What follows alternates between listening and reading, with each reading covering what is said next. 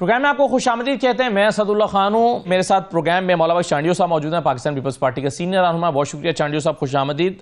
مہر بانو قریشی صاحب ہمارے ساتھ موجود ہیں, پاکستان تحریک انصاف کے رہنما ہیں. طارق عزیز صاحب ہمارے ساتھ موجود ہیں, سینئر جرنلسٹ ہیں. بہت شکریہ طارق صاحب. تمام مہمانوں کو میں خوش آمدید کہتا ہوں. چانڈیو صاحب یہ بتائیے کیا مسئلہ ہے اگر ایک شخص پاکستان کا ایک چانسلر کا انتخاب لڑتا ہے تو کیا باقی سیاسی جماعتوں کو اس سے کوئی پرابلم ہونا چاہیے آپ کی رائے میں؟ کیونکہ کوئی بات نہیں ہے جی, لیکن اتنے بڑے انتہائی نامور ادارہ ہے یہ یونیورسٹی آکسفورڈ جی, اس کے لیے شخصیت کوئی ہو مجھے تو فخر ہوگا اگر کوئی پاکستانی ہو تو, لیکن وہ متنازع نہیں ہونا چاہیے. ایسا ہوگا تو دوسری سیاسی پارٹیاں پاکستان کی ان کو بھی اعتراض ہوگا, وہ بھی تنقید کریں گی. تو اس سب کو ہی ہم نے متنازع بنا دیا ہے خامخواہ. لیکن اس میں میرا واسطہ بالکل نہیں, جو یونیورسٹی ہے وہ خود فیصلہ کرے یا جو لوگ ہیں. لیکن میں ان ای میلز کی طرف آتا ہوں, وہاں اس پہ میں بات ضرور کروں گا کہ وہ باتیں درست ہیں, وہ باتیں غلط نہیں ہیں. خواتین کے متعلق خان صاحب کی جو رائے ہے وہ انتہائی ناپسندیدہ, ناقابل قبول رائے ہے ان کی خواتین کے لیے. یہ مناسب بالکل نہیں ہے.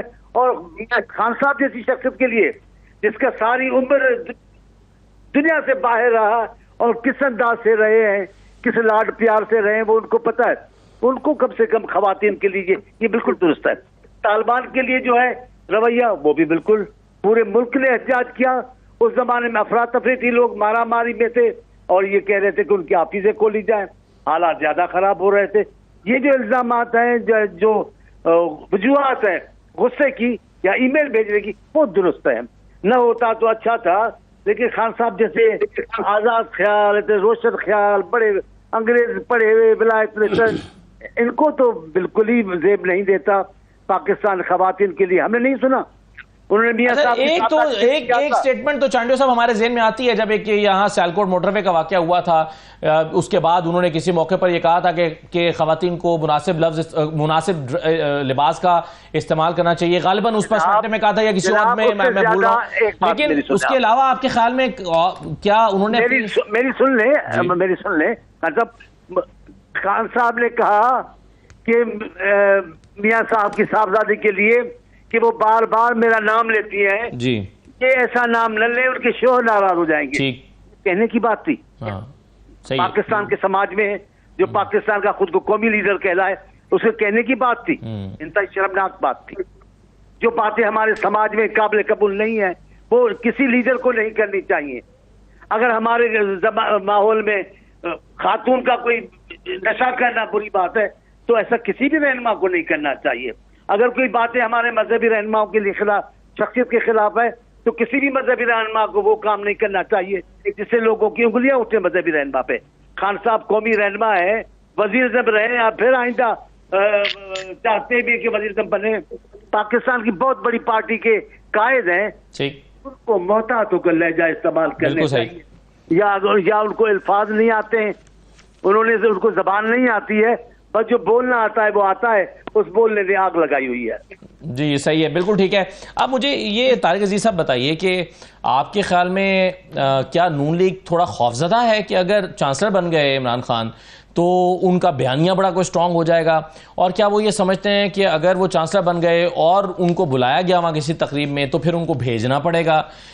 کیا فیئرز کیا ہیں پی ایم ایل این کے آپ کے خیال میں؟ دیکھیں ان کا بن جانا کوئی مسلم لیگ نون کے لیے کوئی خطرہ بھی نہیں ہے, کوئی ایسی بات بھی نہیں ہے. پہلی بات جو ہے جو چانڈیو صاحب نے کی کہ وہ ایلیجیبل ہیں یا نہیں ہیں, ان کے جو بیانات ہیں خواتین کے متعلق طالبانائزیشن کے اوپر ہیں تو وہ بڑے مایوس کن ہیں.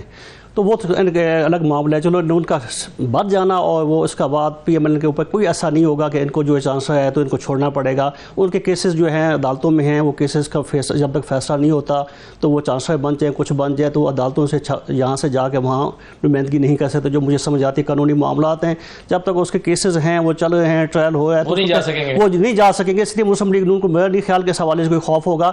البتہ یہ تو لازمی بات ہے کہ ایکسپورٹ ایک بڑا انٹرنیشنل ادارہ بھی ہے, کوئی ویل ریپیوٹیڈ ہے, تو ان کا چانسلر بن جانا شاید اس کی ایک مقبولیت کی ایک مقبولیت کے طور پہ مقبولیت کے طور پہ سامنے آئیں گے، اس سے ان کو پولیٹیکل مینج ہو سکتا ہے، اور اس حوالے سے شاید نون لیگ کے تحفظ آ سکتے ہیں۔ باقی اس حوالے سے ان کو یعنی وہاں جانا جیل سے چھوڑنا پڑے گا، وہ جیل سے چھوٹ جائیں گے، وہ چانسلر بنتے ہی عوام میں واپس آ جائیں گے، الیکشن لڑیں گے، اہل ہو جائیں گے، ایسی کوئی بات نہیں ہے۔ میں غیر ملکی اخبار میں ایک سٹوری پڑھ رہا تھا، اس میں کسی کی ایکسپرٹ اوپینین دی گئی تھی، اس میں لکھا گیا تھا کہ اگر عمران خان کو نہیں جانے دیا جائے گا وہاں پر تو پھر اس سے دو ملکوں کے سفارتی تعلقات متاثر ہوں گے، تو ایسی تو کوئی بات نہیں ہے، اب کوئی پابند نہیں ہے، وہاں کے کیس ہماری عدالتی نظام موجود ہے، کسی ملک کا اپنا عدالتی نظام ہے، اس کا ہم مداخلہ تو جا کے نہیں کر سکتے، یو کے کی اپنی عدالتیں ہیں، اگر وہاں پہ کسی کا کیس ہے تو ہم کہیں جی اس کو ہم بلانا چاہتے ہیں تو ہم اس لیے ان کے اوپر دباؤ ڈالیں جیسے سفارتی تعلقات خراب ہو جائے، ایسا کچھ بھی نہیں ہے۔ انٹرنیشنل سطح پہ ممالک کے درمیان جو تعلقات کے اوپر جو ہوتا ہے ایسی کوئی بنیاد کے اوپر نہیں ہوتے کہ یہ ایک بندہ ہماری ڈاکٹر عافیہ صدیقی وہاں بیٹھی ہیں تو ان کو ہم لے کے آ سکتے ہیں ان کی عدالتوں میں، وہاں فیسز کریں تو ہم کیا ہم کہہ سکتے ہیں؟ آپ کے خیال میں یہ پریس کانفرنسز ٹویٹس یہ کیوں ہو رہی ہیں؟ یہ تو اظہار کرتے ہیں کہ پی ایم ایل این خوفزدہ ہے۔ نہیں، پی ایم ایل کا سیاست کیا ہوتی ہے؟ اپوزیشن بھی یہ کہتی ہے، اپوزیشن کوشش کرتی ہے کہ میکسیمم وہ اپنا ایک میڈیا میں اسپیس حاصل کرے، گورنمنٹ کی بھی یہ ہوتی ہے، تو ایک ان کا اچھا سکور مل گیا یہ آپ واسطے کلب بنے جا رہے ہیں تو ان کے یہ بیانات یہ ہیں، پھر ڈیلی میل کا ایک وہ اسٹیٹمنٹ آ گیا۔ صحیح۔ اب وہ ڈیلی میل کا جو آپ نے کویشچن کیا تھا قریشی صاحب سے، انہوں نے جواب نہیں دیا کہ ماضی میں انہوں نے ڈیلی میل کو بڑا کہا کہ بڑا اچھا ہے، بڑے کریڈیبل ہے، تو آج وہ نہیں ہے، تو وہ ایک الگ بات ہے۔ تو اس کے اوپر ایک ایشو بن گیا ہے، تو وہ ظاہر حکومت اپوزیشن کا کام یہی ہوتا ہے، پولیٹیکل اسکورنگ کرتے ہو، ایک دوسرے کو نیچا دکھانا ہوتا ہے، میڈیا میں اسپیس حاصل کرنا ہوتا ہے، پبلک کی اٹریکشن اپنی طرف کرنی ہوتی ہے، تو یہ سب یہ گیم ہے۔ بالکل صحیح ہے۔ مہربان صاحب آپ اگر رسپونڈ کرنا چاہیں تو کر دیں، پھر میں آگے دوسرے موضوعات کی طرف بڑھتا ہوں۔ چانڈیو صاحب نے کہا کہ خواتین کے بارے میں عمران خان صاحب کے الفاظ نہ مناسب رہے ہیں، نہ ان کے خیالات مناسب ہیں۔ جی I don't want to engage on this, but میں صرف یہ بات کرنا چاہتی ہوں کہ یہاں پہ ایلیجیبلٹی کی بڑی بحث ہو رہی ہے۔ دیکھیے ایلیجیبلٹی خان صاحب کی ہے یا متنازع شخصیت ہے وہ یا نہیں، اس کا تعین آکسفورڈ یونیورسٹی کے المنائی کریں گے جو کہ ووٹ کرنے جا رہے ہیں۔ اگر انہیں لگے گا کہ وہ ایلیجیبل نہیں ہے تو وہ انہیں ووٹ نہیں دیں گے، نمبر ایک۔ نمبر دو، میں آپ کو صرف اس سے یہ بتانا چاہتی ہوں کہ اصل میں جمہوری سوچ اور جمہوری روایات کیا ہوتی ہیں۔ آکسفورڈ یونیورسٹی نے جب وہ، کیونکہ یہ پہلی دفعہ چانسلر کے الیکشنز ہو رہے ہیں، اس سے پہلے سلیکٹ ہوتے تھے اور لائف ٹائم کے لیے ہوتے تھے، اب الیکشن ہوگا 10 سال کے لیے ایک بندہ چانسلر بنے گا۔ تو انہوں نے پہلے کنسیڈر کیا کہ وہ ایک کرائٹیریا رکھیں گے کہ جس سے may be they can strike off certain candidates کہ they don't meet a criteria, مگر پھر انہوں نے سوچا کہ یہ اینٹی ڈیموکریٹک ہوگا، ہمیں اپنے جو ووٹنگ باڈی ہے جو کہ ہمارے اسٹوڈنٹس ہیں، المنائز ہیں، اکیڈیمیا ہے، وہاں پہ ٹیچرز ہیں، انہی کو ہم فیصلہ کرنے دیں گے کیونکہ ہم انہیں اتنا ذمہ دار سمجھتے ہیں کہ وہ بہتر تعین کر سکیں کہ انہیں کون ریپرزینٹ کرے گا۔ اور اس سے یہی ہم اس بات پر آتے ہیں کہ پاکستان میں ہمیں شاید عادت ہو گئی ہے، ہمیں جمہوری سوچ ہم نہیں رکھتے، تو ہم جس بندے کو ہرا نہیں سکتے اسے گیم سے نکال دینا چاہتے ہیں۔ تو یہ باہر اور ملکوں میں جو جمہوری سوچ رکھتے ہیں وہاں پر ایسا نہیں ہوتا۔ آپ کے خیال میں یہ ای میلز جو ہوئی ہیں، اینگری ای میلز، اس کا امپیکٹ ہوگا یونیورسٹی کے اوپر، اور کیا اس بات کا خدشہ موجود ہے کہ عمران خان کو الیکشن نہ لڑنے دیا جائے؟ ناٹ ایٹ آل، بالکل کوئی نہیں ہوگا۔ اور میرا تو سوال یہ ہے کہ وہ اینگری ای میلز کیا المنائی نے کی ہیں، کیا آکسفورڈ کے اسٹوڈنٹس نے کی ہیں، یا ان لوگوں نے کی ہیں کہ جن کی اپلیکیشن ٹو آکسفورڈ وہ کنسیڈر بھی نہ کریں؟ ٹھیک ہے، بالکل صحیح ہے۔ چلیے میں ایک اور موضوع کی طرف بڑھتا ہوں، اور وہ موضوع جو ہے وہ پاکستان میں بجلی کی قیمتوں سے متعلق ہے۔ آج بلاول صاحب نے سولر پینل دینے کا اعلان کیا 200 یونٹ استعمال کرنے والے غریب شہریوں کو، اور اس موقع پر انہوں نے گفتگو کرتے ہوئے کہا کہ یہ جو 2 مہینے کا ریلیف دیا گیا ہے یہ تو ہماری سمجھ میں نہیں آتا، اگر 2 مہینے کا آپ ریلیف دیں اور 12 مہینے کی تکلیف دیں تو اس کا کیا فائدہ۔ اس کو رسپونڈ کرتے ہوئے عظمہ بخاری نے، وزیر اطلاعات ہیں پنجاب میں، انہوں نے اس کو رسپونڈ کیا۔ انہوں نے کہا کہ کاش کوئی بلاول صاحب کو پوری بات بتا دیتا کہ پنجاب کے 2 منصوبے ہیں، سولر آنے کے انتظار سے پہلے بلوں میں ریلیف، اس کے بعد سولر پروگرام بھی ملے گا۔ لیڈرز کو آدھی ادھوری بات پہ کامنٹ کر کے شرمندہ نہیں کروانا چاہیے۔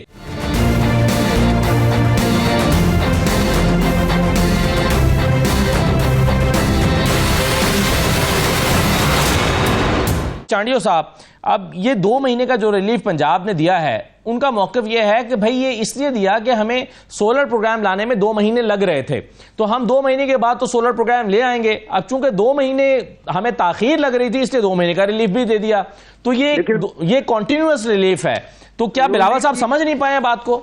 نون لیگ رہنما کو میں گزارش کرتا ہوں، میری بہن ہے، میں ان کا احترام کرتا ہوں، لیکن ان کے وہ ہمیشہ ادھوری بات کرتے ہیں، ہمیشہ زومانہ بات کرتے ہیں، کبھی واضح بات نہیں کرتے، کبھی اپنی باتیں واضح کر کے نہیں بتاتے، اگر بتاتے تو ہم تبصرہ کھل کر بھی کرتے، لیکن ہمارا موقف ہم جگہ درست ہے۔ اور میں تو کہتا ہوں آپ نے جو آئی پی پیز کو پیسے دیے تھے، وہ آئی پی پیز کون تھے؟ سب سے زیادہ پیمنٹ نواز شریف صاحب کی حکومت کے زمانے میں اور دوسرے زمانے میں کس کو دی گئی؟ وہ کون سی کمپنی ہے؟ مجھے پوچھ کے بتائیں کس کو بھی سب سے زیادہ دیا؟ آپ جب بھی دیتے ہیں آپ پورے صوبے کو، پورے پاکستان کو نظر میں نہیں رکھتے، آپ ہر بھلائی کے معاملے میں صرف اپنوں کو دیکھتے ہیں۔ تو وہ بلاول صاحب نے بات غلط نہیں کی ہے، بات تو درست کی ہے۔ عظمیٰ صاحبہ بھلے آپ ناراض ہو لیکن آپ کلیئر کرتے، ہم وہ بھی جواب دیتے ہیں، لیکن ہمیں پتا ہے آپ کو پاکستان میں کسی دوسرے صوبے کی ضرورت ہی نہیں ہے، کسی دوسرے صوبے کی ضرورتوں کو دیکھنا ہی نہیں ہے، صوبے کسی کی اہمیت ہی نہیں ہے نون لیگ کی نظر میں۔ ان کو ایک علاقہ، اس علاقے میں بھی مخصوص علاقہ، بس وہ سمجھتے ہم اگر وہاں مضبوط ہیں تو پورے پاکستان مضبوط ہے۔ میں بھی یہ کہتا ہوں پاکستان کے چلانے والوں کو اپنے سسٹم پہ نظر رکھنی ہوگی۔ اگر یہی طریقہ کار ہے، سن لے ذرا میری بات، اگر یہی طریقہ کار ہے کہ ایک علاقے کی اکثریت پورے ملک کو چلائے گی تو یہ انتخابات اور یہ سلسلہ کافی بے معنی ہو جائے گا۔ ٹھیک ہے، بالکل صحیح ہے۔ یہ جو سندھ کا شکوہ ہے، یا بلاول صاحب نے آج خود کہہ دیا کہ 2 مہینے کا ریلیف، اور اس سے پہلے جو مراد علی شاہ صاحب ہیں وہ کہہ چکے ہیں کہ یہ بے وقوفانہ اعلان ہے، اس کا کیا جواب دیا جائے۔ اب اس پہ طارق عزیز صاحب، یہ کیا ایک رفٹ ہے دونوں کے درمیان میں، یا صرف اپنے یعنی پیپلز پارٹی سندھ کے عوام کو تسلی دینے کے لیے ایسی باتیں کر رہی ہے، یا واقعی دونوں پارٹیز کے درمیان ایک کوئی رفٹ موجود ہے؟ دونوں چیزیں ہیں، اچھا، رفٹ بھی موجود ہے، اور ظاہر پیپلز پارٹی کا ووٹ بینک سکڑ کے مطلب صوبے تک ہے، تو انہوں نے اپنے عوام کو بھی یقین دہانی کرانی ہے کہ ہم آپ کے لیے کچھ کرنے جائیں۔ یہ پنجاب گورنمنٹ نے ریلیف دیا ہے یہ چند دنوں کے لیے، مہینوں کے لیے، لیکن یہ ویسے تو خیر مجھے ایک اضافی جملہ یاد آ گیا کہ آپ کہہ رہے ہیں کہ ان کا ووٹ بینک سکڑ کے ایک صوبے تک ہے، تو پی ایم ایل این کا تو سکڑ کے ایک صوبے تک بھی نہیں بچا۔ بالکل آپ ٹھیک کہہ سکتے ہیں، اس میں اس کو یہ پی ایم ایل این لیکن اب الیکشن نتائج میں تو دیکھیں تو وہ تو ان کی جماعت بڑی جماعت بن کے سامنے آئی ہے فارم 47 کے مطابق، تو نتائج جو نہیں آؤ تو رفٹ موجود ہے۔ یہ ان کی پہلے بھی جب شہباز صاحب نے پرائم منسٹر صاحب جب بلاول صاحب ملے تھے تو اس میں یہ طے ہو گیا تھا اب بجلی کے بلوں کے اوپر کوئی بیان نہیں دے گا، یہ رفٹ کی بات کروں۔ طے ہونے کے باوجود آج بلاول صاحب نے پھر کہہ دیا، اس کا جواب پھر عثمان بخاری صاحب نے دے دیا۔ اس کا مطلب ہے یہ وہ جو صلح ہوئی تھی بیان بازی کے اوپر، بلاول صاحب کی اور شہباز شریف کی جو ملاقات ہوئی ہاں، اس میں یہ سیز فائر ہو گیا تھا کہ اب بجلی کے بلوں کے اوپر کوئی بات نہیں ہوگی۔ کیوں دینا پڑا آپ کے خیال میں بلاول صاحب کو؟ اب بلاول صاحب نے کیوں دیا اپنی پتہ نہیں کیوں انہوں نے دیا، وہ مولانا بخش چانڈیو صاحب بتا سکتے ہیں۔ کیا عوام کا پریشر ہو سکتا ہے؟ پریشر لازمی بات ہو سکتا ہے، پریشر موجود ہے اس میں، ہاں یہ بات بالکل ٹھیک ہے کہ باقی چھوٹے صوبے بھی کہہ رہے ہیں کہ پنجاب اپنے لوگوں کو ریلیف دے سکتا ہے تو سندھ بھی دے دے، کیونکہ جب ملاقات بھی ہوئی تو اس میں بھی پرائم منسٹر کا موقف یہی تھا بلاول صاحب سے کہ پنجاب نے اپنے فنڈ سے پیسے جمع کرا کے تو وفاق کو دے دیے، تو ہم آپ اپنا دینا چاہیں تو ویلکم، وفاق آپ کے ساتھ بھی تعاون کرے گا۔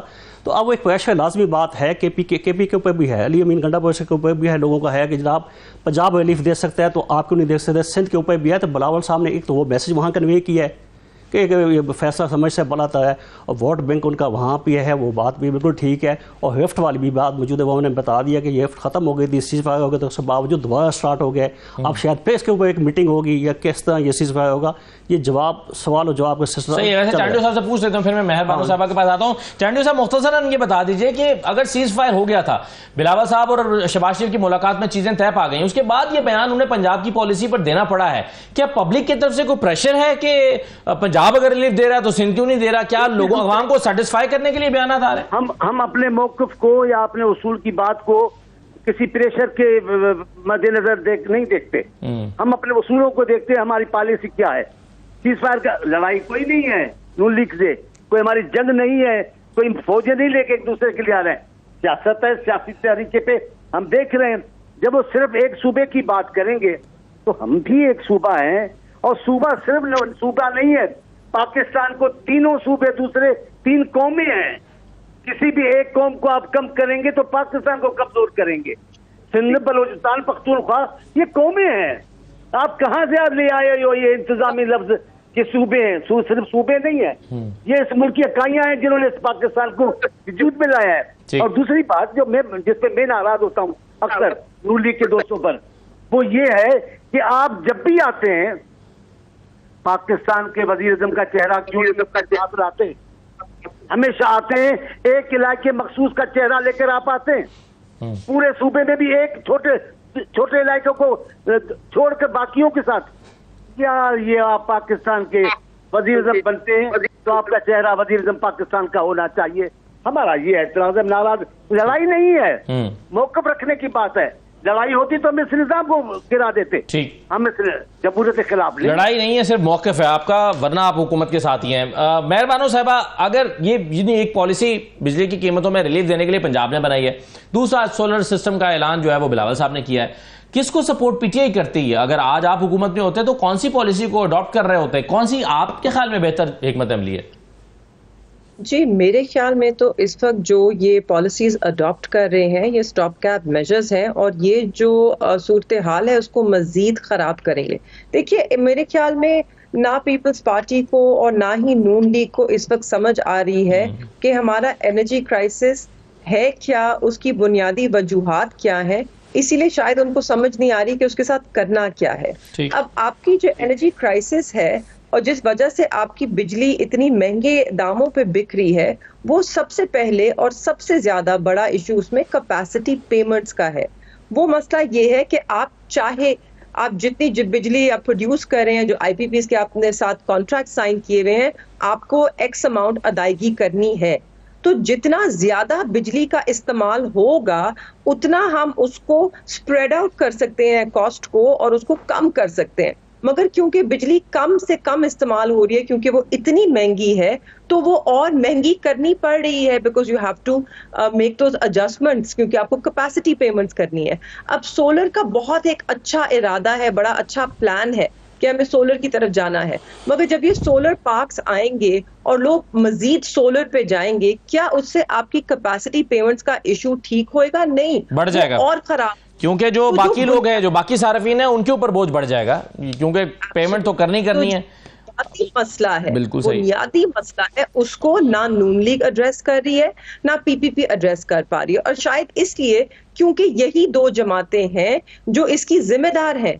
आज हम जिस नहज पे खड़े हैं, आईपीपी सबसे पहले पीपल्स पार्टी लेकर आई, और उसके बाद 2013 में इस क्राइसिस को 4 चांद लगा दिया नून लीग ने, जब उन्होंने मजीद आईपीपी कॉन्ट्रैक्ट साइन किए जो कि इंपोर्टेड फ्यूल और इंपोर्टेड RLNG पे और कोल के ऊपर थे। और ये वो मुआहदे हैं कि जिसकी वजह से 2018 में जब पीटीआई की हुकूमत आई, उससे पहले भी आपको IMF की तरफ दौड़ना पड़ा, क्योंकि आपका खजाना खाली कर दिया गया था, आपकी मईशत को बदहाली की तरफ ले गए थे अपनी नाकिस। चलिए, बिल्कुल सही है। चलिए, मुझे एक मेहरबानो साहब एक छोटा सा ब्रेक लेना है। आप इस मामले पर जाहिर है आपका एक नुक्ता नज़र और बाकी सियासी जमातों का भी है।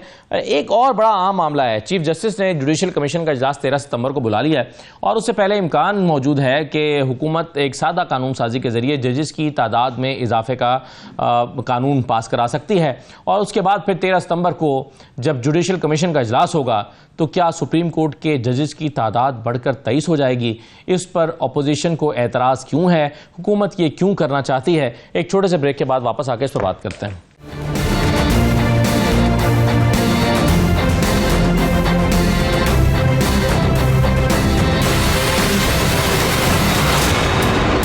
ब्रेक के बाद आपको दोबारा खुशामदीद कहते हैं। चीफ जस्टिस ने जुडिशल कमीशन का इजलास 13 सितंबर को तलब कर लिया है। अब 13 सितंबर को से पहले इस बात का इम्कान मौजूद है कि एक प्राइवेट मेंबर बिल आ रहा है जो कि बैरिस्टर दानियाल चौधरी लेकर आ रहे हैं। उसमें जजेस की तादाद को बढ़ाने का कानून मंजूर किया जाएगा, सादा कानून साजी के जरिए से ये होगा, और उसके बाद फिर जो जुडिशल कमीशन का इजलास 13 सितंबर को होगा उसमें जजेस की तादाद को बढ़ा दिया जाएगा। ये गौर-ओ-ख़ौज़ हुकूमत ने इसलिए इस तारीख के बाद किया, एक ख़ास तारीख के बाद किया, और वो तारीख जो थी وہ تاریخ 12 جولائی تھی جب فیصلہ آیا تھا 8/5 کا. حکومت کو اس کے بعد یہ محسوس ہوا کہ ان کے موقف کی حمایت کرنے والے اکثریتی جج سپریم کورٹ میں موجود نہیں ہیں. ایک گمان، ایک خیال یہ ہے کہ اس کے بعد ہی یہ فیصلہ کیا جا رہا ہے کہ اگر قاضی فائز عیسیٰ صاحب اور ان کے ساتھی ججز جو ہے وہ سپریم کورٹ کی اکثریت جو ہے وہ اگر نون لیگ کے موقف کے حامی نہیں ہے تو پھر کچھ نہ کچھ تو کرنا ہی پڑے گا. اس کے بعد پھر قانون سازی بھی ہوئی ہے، اس کے بعد پھر یہ غور و خوض بھی ہو رہا ہے. طارق عزیز صاحب، کیا حکومت کو اس بات کی پریشانی ہے کہ سپریم کورٹ میں ان کے موقف کی حمایت کرنے والے ججز کی اکثریت موجود نہیں رہی؟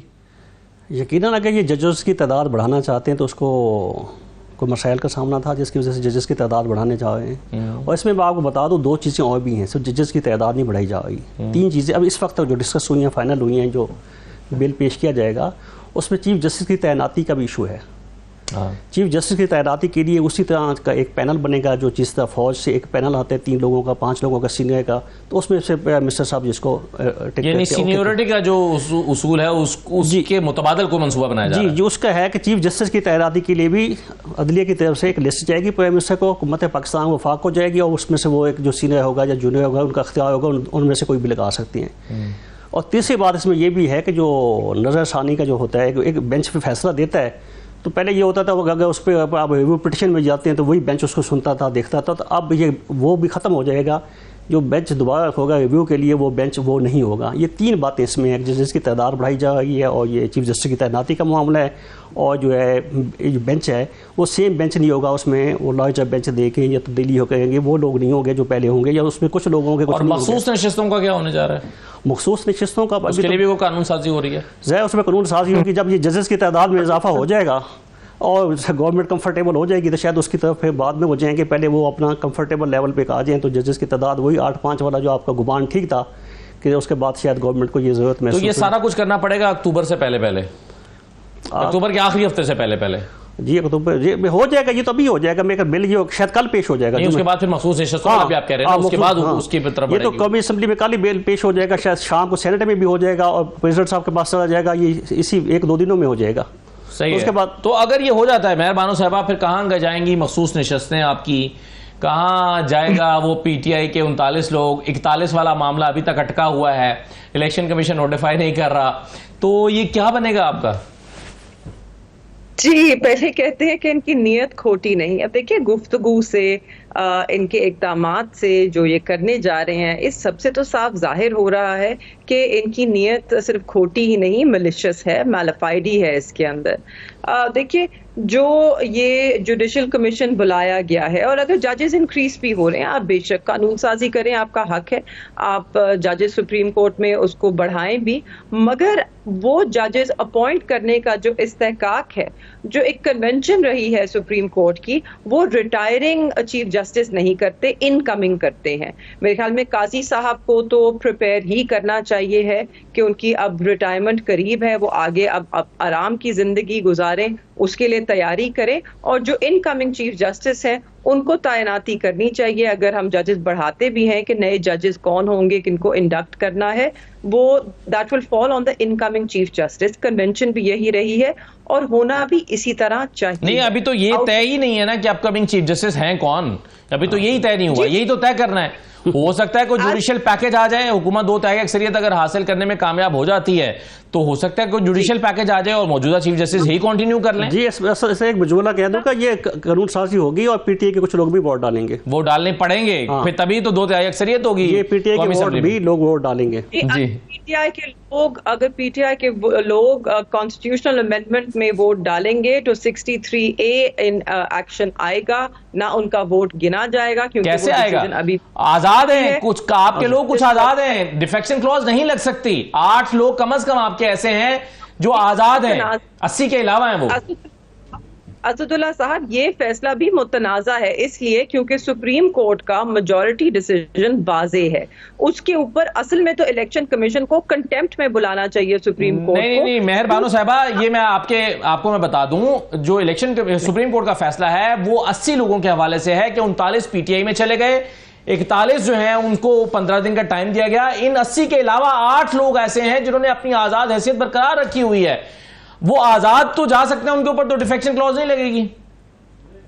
جی وہ آزاد جا سکتے ہیں, ان پہ ڈیفیکشن کلوز نہیں لگے گی, مگر ان پہ عوام کا رد عمل ضرور آئے گا. یہ بات اس ٹھیک کے لیے if they're willing to face the people, اگر وہ عوام کا سامنا کر سکتے ہیں, عوام کے ووٹ کو اس طرح بے عزت کر کے اور عوام کی رائے کو اس طرح بے عزت کر کے, تو ضرور کیجئے. ہر کسی نے اپنا جواب دینا ہے, مگر اس سب کو چھوڑ دیجئے. اس سب سے آپ کو آج پی ایم ایل این کی گفتگو سے اتنا تو صاف ظاہر ہو رہا ہے کہ پورے نظام کو صرف مفلوج نہیں, پورے نظام کو توڑنا آلودہ کر رہے ہیں یہ, صرف اس لیے کیونکہ یہ نقطہ امپورٹنٹ ہے کہ پہ مجھے مکمل کرنے دیجیے. یہ ایک کے اوپر حکومت میں آئے ہیں اور اس فراڈ کو برقرار رکھنے کے لیے یہ جمہوریت, عدل, انصاف, ان سب کا قتل کرنے کو تیار ہیں. پاکستانی شہری کے بنیادی حقوق چھیننے کو تیار ہیں, بس ان کی حکومت کسی طرح برقرار رہ جائے, جو کہ عوام نے ان کو دی ہی نہیں ہے. ٹھیک ہے, چلیے